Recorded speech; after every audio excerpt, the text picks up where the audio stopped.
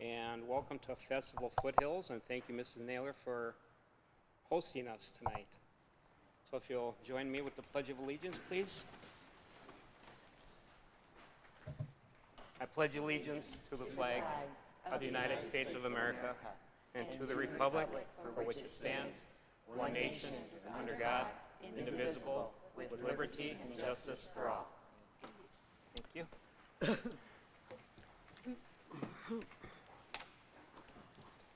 Now if we can get a adoption of the agenda, please. I move to adopt the agenda for Tuesday, October, what is it? 18th, 2022. I second. All in favor? Aye. Opposed? That motion carries. Thank you. Okay, item 2A, recognitions. Anybody on the board have, oh, there you go, Sandy, start it out. I would like to congratulate the kids from the high school for the play that they put on. They did a super fantastic job. They were really good, and the only downside is there was hardly anybody there to see them. There was what? Hardly anybody there to see them, which was very, very sad for these kids to practice as hard as they do, and they did a fantastic job. They were really good, and there might have been 30 people in the audience. So, but they did a great job. That's good. Thank you. Anybody else have anything? Well, I was going to congratulate the kids on the play too.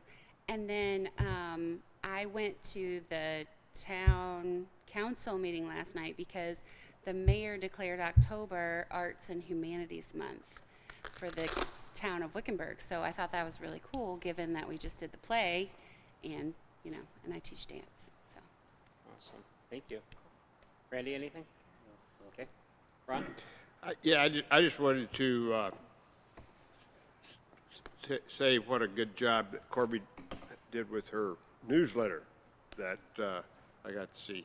It's really informative, lots of pictures, you know, and everything. So hopefully the parents read it.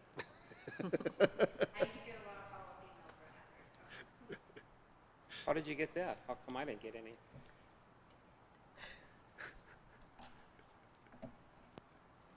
I believe I shared it with the entire governing board, Mr. Malio. I got it.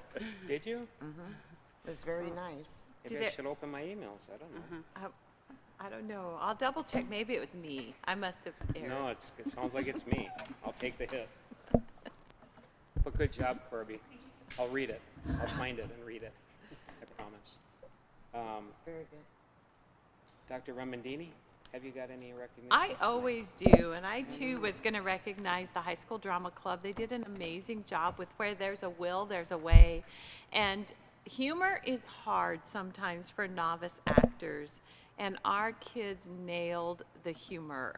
They got it. It was really good, and they did a great job. And Sandy and I went on the same night, so there wasn't very many people, but those of us that were there, it was a great play. And then I just want to welcome our students and staff back to the second quarter of the 22-23 school year. Time's flying, and we've got a lot of opportunities to make this a great year still. So, yeah. Yes, we do. All right. Thank you, everybody. And we will move into presentation we've got from our Director of Business Services. This is on our override.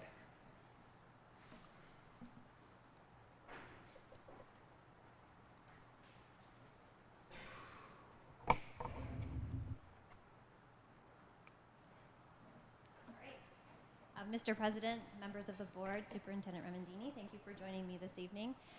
This is a, yes, Ron? This big space sucks up your voice. Do I have to yell, in other words? Okay, I will put a teacher voice on for you then. How about that? Thank you for joining me this evening for the update on our maintenance and override report and what we spent in FY22. This is a state statute requirement that I report in the month of October on what we've spent.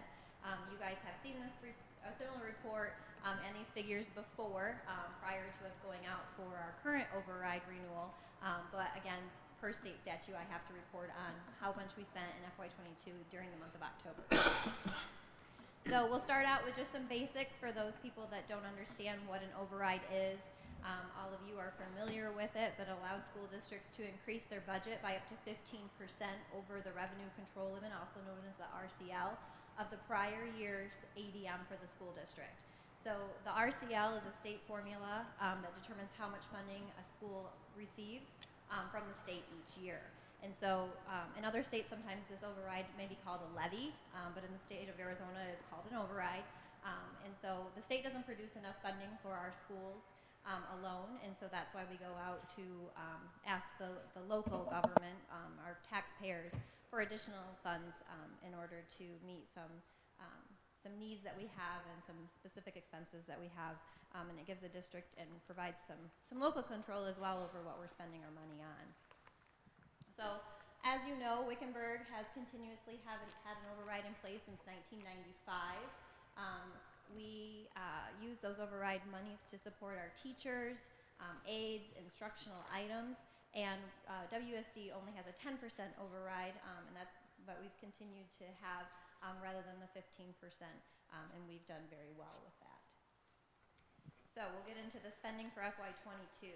So majority of it went to support our specials teachers. So our specials teachers are going to be our teachers that teach PE, art, music, all of those extras, as well as it supports our full-time kindergarten, because the state only provides funding for half of our teachers that teach kindergarten. So they don't support that as much as they support all of our other teachers.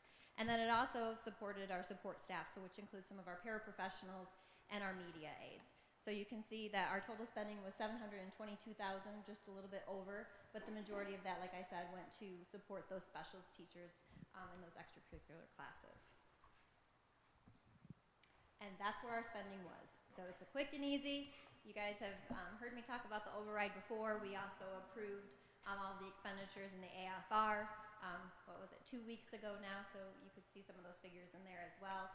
But if you have any questions, I'm open to answer those at this time. You did an awesome job. Thank you so much. Thank you.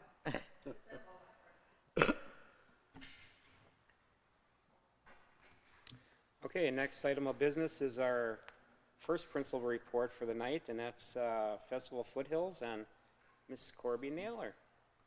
And so, Randy, do you want to start? Oh,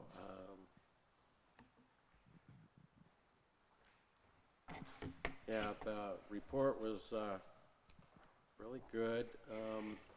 I kind of had a question about the grade levels on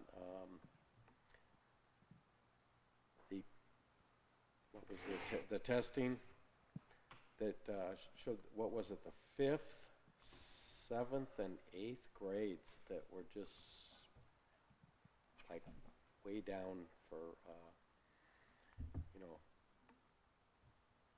the minimal proficiency, and I just kind of wondering why we're seeing that. Well, I mean, my belief is that it was from the high turnover last year. Honestly, I wasn't here, but I think that, are you talking about the AASA scores?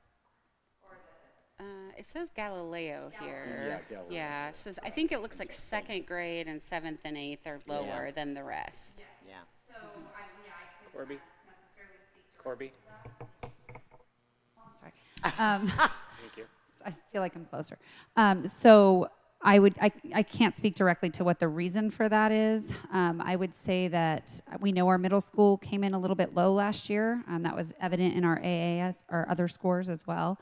And so I think some of that was from turnover in middle school, but also with that Galileo data, remember that's the benchmark. So we're really looking kind of at the beginning of the year before they've learned mastered the standards. So we're looking kind of at a pretest, if that makes sense.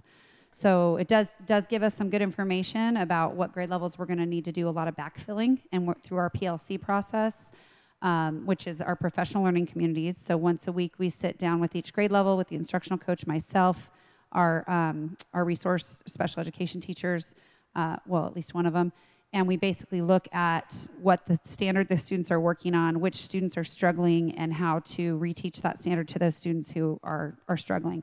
We also have conversations about exactly what you're saying. Like, we're noticing with this group of kids that they don't have the background knowledge they need to be successful with the standard they're working on, so we're going to have to back it up a little bit. So there are some grade levels where we're doing that.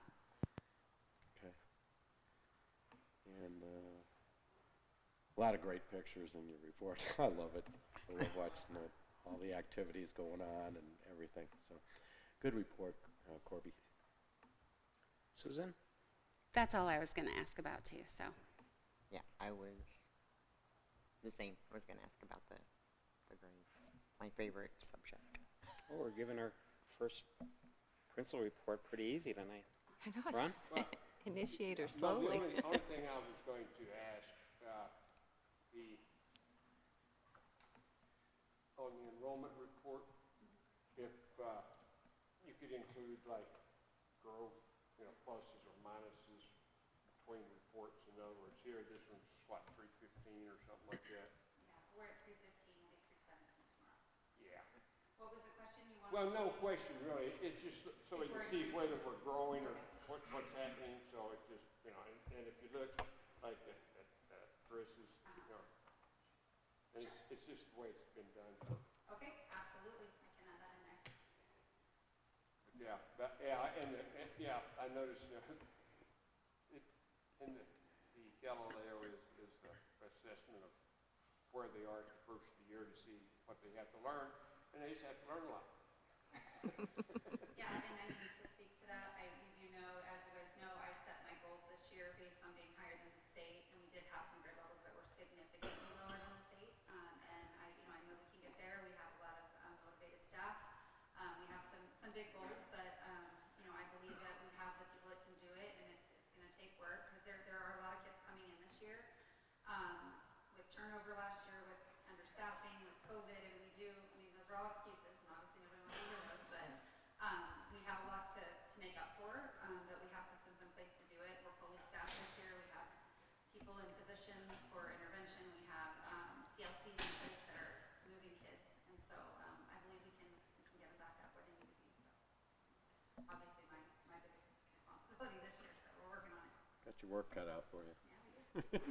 Just one comment. I noticed like 8th grade only has 17 students. Yeah. So it seems to me like they ought to be able to work with those kids. It also seems like on your discipline thing, it was 8th graders. So it's like a whole bundle there of discipline plus grades. And I would hope if it being a small class that they might be able to work with them and get them back on. Yeah, that is helpful. They are small. Our 6th and 7th grade are larger, and the teachers share all of those kids but we do have an incredible middle school team this year. They're all new to us, the teachers this year, but they're strong and they're connected with each other, and they're making great connections with the children, which is huge in middle school, because kids don't learn from people that they don't feel connected with, and especially in middle school. So they're doing a really good job with that, and I'm pretty confident that we can make some big growth, but it is really, really big growth. And so, and while they have that small 8th grade class, then after that they have 38 7th graders, and then they have, so they rotate with all of them. But I am hopeful that with that small class that we can get that interventions in place that we need to. So. Like, it'd be nice to see them going to high school being up to par. That's our goal. Good. Well, good job, Corby. I do have a comment. You ought to be very thankful for the community you're in, I'll tell you, because looking at the participation and how engaged your PTA is here, we have a good PTA in Wickenburg, but this is like leaps and bounds, but it speaks loudly to your community. They just seem to be so engaged. That's a blessing. But I am curious, how was Coffee with Corby? You said it was successful. How many did we have? Yeah, it was part of my 90-day plan when I interviewed. I put out a plan for how I was going to build those relationships. I know that was kind of one of the things as a candidate that I was not, I was an outsider, if you will. So my number one priority was building those connections with kids and with teachers, with staff, and with families right away. And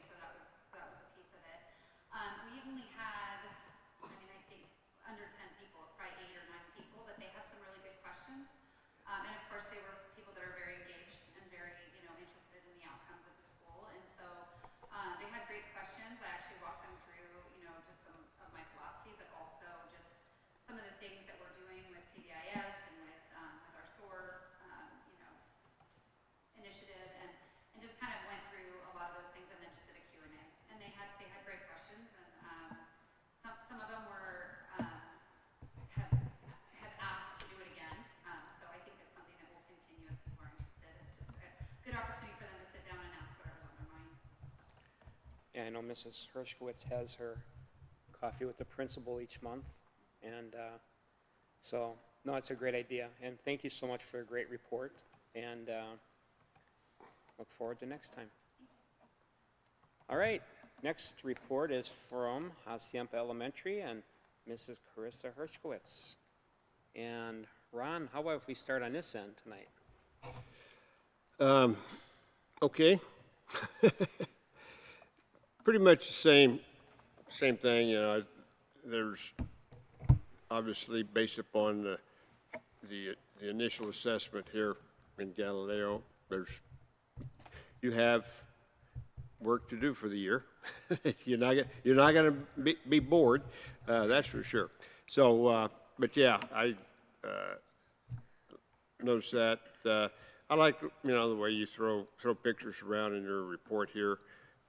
Also include that. It just kind of helps make a connection with all the little parts. But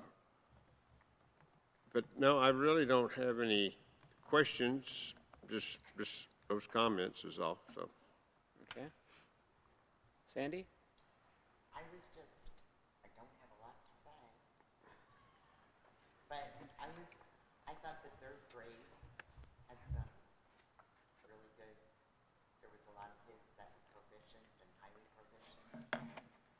So I thought that was encouraging that the third graders were doing so well. You're muted. Did it go off?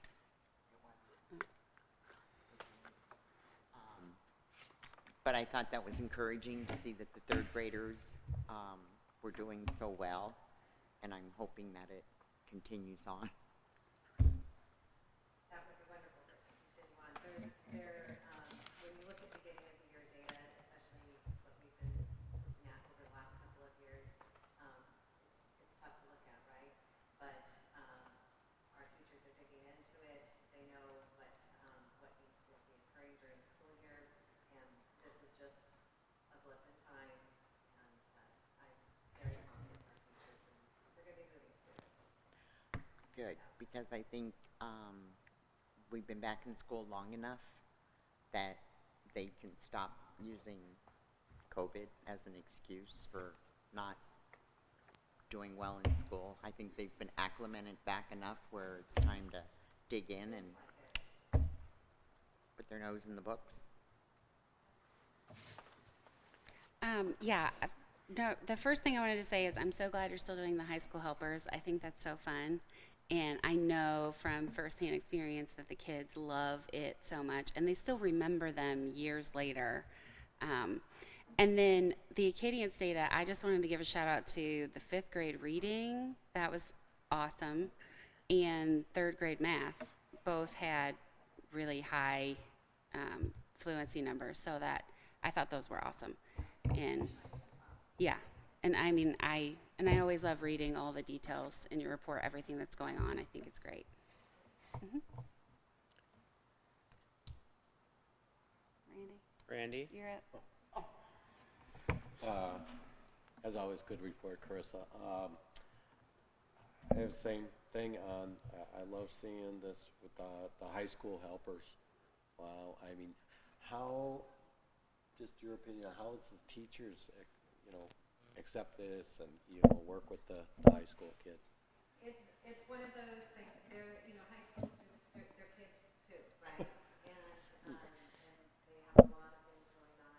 Some students are in that place where they're able to be a high school helper because they're so far ahead on things, and some students are there because this is where they're more successful and they've got to work a little harder for things. So it's hard when all of a sudden your high school helper has to be out for a week because they got to get some classwork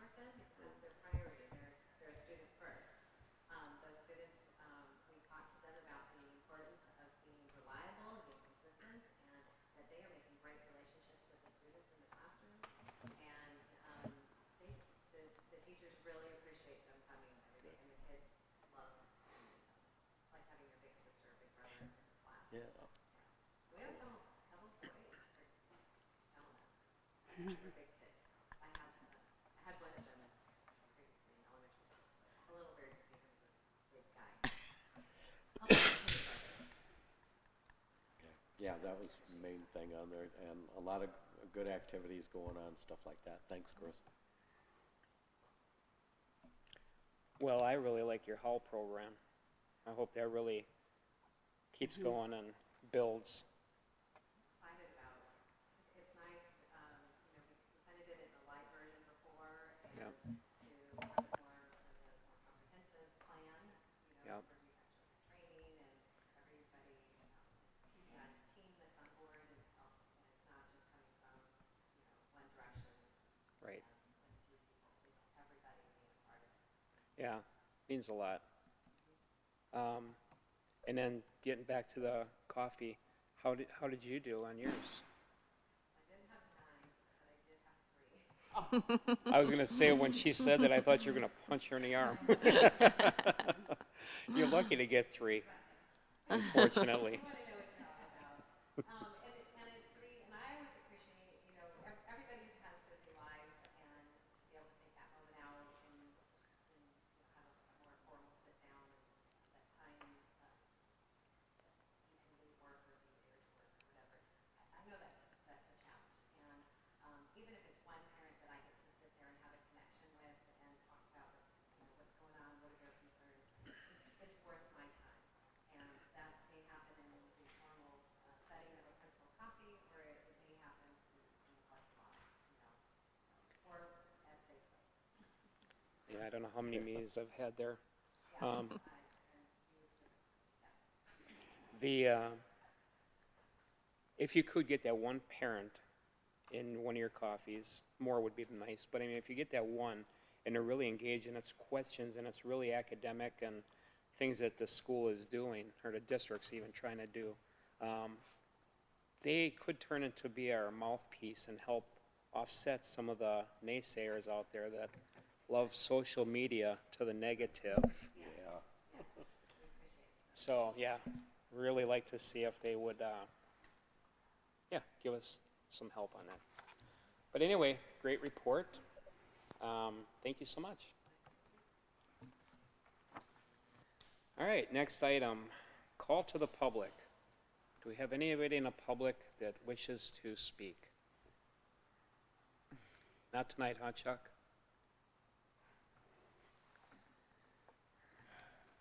All right. Okay, so we're going to move into our consent agenda. Anybody on the board need something pulled from the consent agenda before we take action? Okay, hearing none, we can entertain a motion for that consent agenda then. I'll make a motion to approve the consent agenda items for the dated October 18th, 2022 as submitted. Second.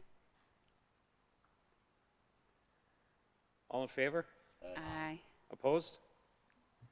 That motion carries. Thank you. Okay, action item A, request for approval of the financial reports presented by our Director of Business Services, Mrs. Erin Johnson. Good evening again. You have your reports in front of you. The dashboard there, kind of gives you an overall picture. We're trending very well and right where I would expect us to be for our projected spending at this time. As far as our capital plan goes, we're off to a little bit slower of a start, but we do have some plans in the works and some working on some larger projects and purchases at this time. And so just trying to get those plans in order and get those projects lined up and prioritize. And then maintenance and operations, we're really on track. We're actually, it looks like our year-to-date percentage is quite a bit less than last year at this point in time, but our budget is more. And we've actually spent a couple $100,000 more to date over last year if you look at the year-to-date, which is where I anticipate us to be. We gave some salary increases, and then we also have increases in our supplies and goods and things like that. So again, we're trending well. We're right where I would expect us to be. Our budget balances are positive. We're in compliance, and there are no surprises to the best of my knowledge. Thank you, Erin. Yes. I just had a question. On the capital budget,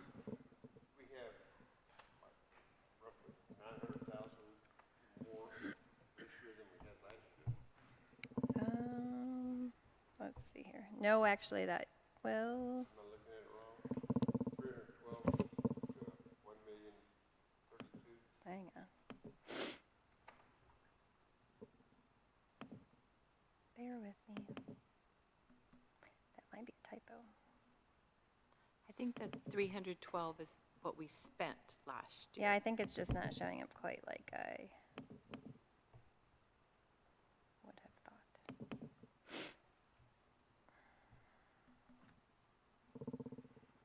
Hang on. Pull up an old report real quick for you. We do have a larger budget this year in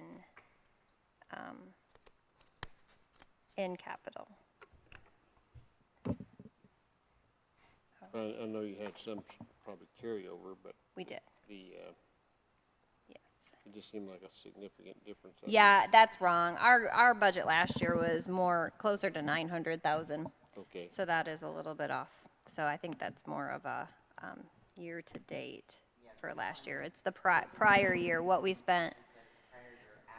So it was, Yeah. It's So pro- what it was, this is what it is. So last year, we only spent about $312,000 for the entire year. okay, But our prior year-to-date, so up to this point in FY22, we spent 196, where this year we spent 138. right. Yeah, I was just looking at the Yeah. middle numbers, which Right. and the percentage is basically based off of that. Yes, So that right. was- No, our budget was closer to 900,000 Okay. last year, 862-ish. Okay, So, thank you. good question, good clarifying question there. So I can see where that would be a little confusing. Anybody else have anything for Aaron? Nope, I'll make a motion to approve the financial reports as submitted. I'll second. Did you have a question? Oh, I'm sorry. On the vouchers, I just want somebody to tell me what state safe schools is. That, well, the 400 line there, it really, the 400, State Safe Schools is actually a grant that we have that funds our counselors and our SRO. And so that's what that is. But that line, typically, sometimes you'll see, there'll be other accounts in there and that are in like the 400 grouping. But that particular one, State Safe Schools, is that grant. I just saw that in my notes. Yeah. Yeah, good question. Okay, now I'm done. Okay, I'll re-say my motion to approve the financial reports as submitted. And I will second it again. All in favor? Aye. Opposed? That motion carries. And item 5B, financial, Financial request, yeah. for approval of the lease agreement, yeah, okay. Thought I was reading her thing again. Anyway, for the church at Sun Valley, Festival Foothills. So, we put this down here because Ron has to, recuse himself from that subject. That's why it wasn't in the consent agenda. So, does anybody, have any questions, or did you already ask the superintendent on our phone calls? All right, we can entertain a motion for that. All right, I'll make a motion to approve and authorize administration to sign the lease agreement with the church at Sun Valley Festival Foothills Elementary School campus as submitted. And we're gonna do a roll for that one. Randy? Aye or nay? Aye, nay. Did you hear him? I didn't hear him. Aye. Susan? Aye. Sandy? And I'm an aye. Okay, And I abstain. and we do have one abstention. All right, so that motion carries. And now we move on to item C, first reading of the following policy advisories. Immunization of students, communicable infectious diseases, staff health and safety, and graduation requirements. You look like you want to speak. Well, I did want to clarify that this grouping, the first three policies there address the required changes to our policies to address the changes in, primarily for COVID and requirement of masks and immunizations, and so those were grouped together. The graduation requirement is the change in the civics test that needed to be approved now, because this is for this year's freshmen, and it has already got, the law has already gone into effect, so we needed to get this policy approved. So it's not this year's graduating class, it's this year's freshmen. Okay. Anybody else have any discussion on those? One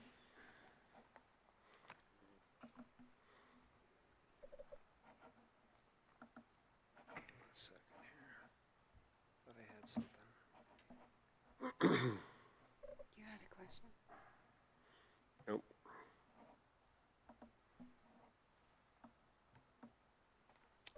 Okay, so we move on to item 6, items for future agendas. Anybody have anything else? No? And our announcements and our calendar, we've got the calendars with more colors than I can imagine. Beautiful, great job, Casey. And then we can move on to item 7. I'll make a motion to adjourn. All in favor? Aye. Opposed? Motion carries, and we are adjourned.